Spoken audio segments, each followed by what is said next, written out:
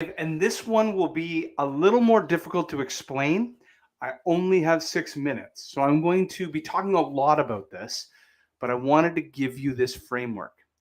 I'm going to tell you the genesis of it. So, of course, I'm growing my third agency, Get Leverage. And my biggest weakness, so if you think of strengths and weaknesses as a founder, my biggest weakness has always been financial acumen. And I've been chipping away over the years at improving how I read balance sheets, P&L statements, learn about return on invested capital, mastering zero-based budgeting, and all these sort of things. Like, this is not in my wheelhouse. My wheelhouse is lead generation, product innovation, these sort of things. So over the years, one of the things that I've been doing better and better is introducing zero-based budgeting and introducing analysis around gross margins into my businesses. Now, we've taken that to another level at Get Leverage. I've written and I published something around my first principles. My first principle for this business is not only 100% recurring revenue business that is paid by credit card, so I have what's called DSO 0, days sales outstanding 0, but as well something that is 80% gross margin. Why 80% gross margin? Because when you think about growing a business like a rocket ship getting off the ground, the amount of contribution margin, the amount that you have to spend in sales and marketing is quite large. Think of the fuel it takes to get a rocket off the ground. So the first couple of years, I have to invest a ton of money in go to market to go from 0 to 1, 1 to 3. But then it starts, the atmosphere gets lighter and it starts to have self-propulsion. So with that, if you have 80% gross margins, you have beautiful room to invest heavily in sales and marketing while making a very healthy profit. Profit is reinvested and you have a flywheel of growth. Now, with all that being said, here is the idea. Created something unbeknownst to myself. This came from my business partners at Get Leverage.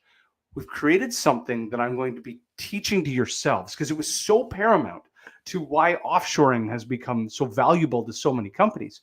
We're calling it the leverage loop. And the leverage loop actually came from a question inside my Collective 54 group.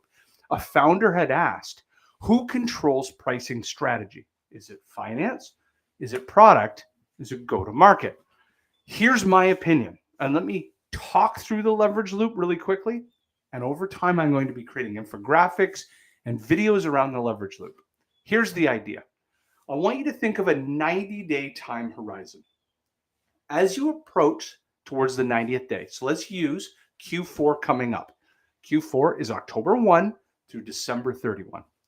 In the month of September, we start to do business planning for Q4. That's where we follow EOS. That's where you're updating your rocks and your vision traction organizer. As you come up to this date in September, you 100% of the time run something called zero-based budgeting. So you take every expense in your ledger, you zero them out, and you and your partners argue in, should we even have this expense at all? Do we even need it? Can we merge it with other things? You assume zero. You don't punt over an expense. You actually assume zero. And then you argue in, should there even be an expense? And if we should, what should we justify if the world was zero? And what it does, it has you pull out all these expenses that get bloated. You might have double licenses of this. You might have extended contracts of things you don't use. You might have employees that are underutilized. What you end up doing is cleaning up the profit and loss statement. And you have a much more healthy state of affairs going in to now the next part of the leverage loop. My humble opinion is the analysis for your pricing strategy starts at the finance level. It starts from the goal and reverse engineers. And what we did is we created a model that reverse engineers the cost of a human being fully burdened, including their sales tools, their real estate, square footage around them, their insurance and every operating expenses down to a person. A person has a number and a manager has a number. And it all calculates towards a gross margin at a corporate level, at a product level, at a package within a product level, and at a customer level. So they all need to align to You're either at your desired gross margin or you're inching towards it, and you're going to drag through legacy pricing with you and bring forward those customers. So it actually starts with finance to answer that question. The next thing that gets informed is product has to evolve. Product has to evolve to alter your service level agreements and your standard operating procedures to make sure that you can have the right people working on the right things at the right utilization, doing the right tasks. This probably informs you cutting certain tasks out or features out and maybe doubling down on certain things so the workload and the gross margins are becoming aligned. So you're forming the product to be able to actually execute against those financial numbers. Now, product moves to the last loop, which is go to market. This is where marketing updates your website and the story you're telling the customer. And sales is the last piece of the mile, which they are the distributor of this dream. Sales then takes this story and puts it into the market. Now, let's say your prices went up 20%, 30%, 40%.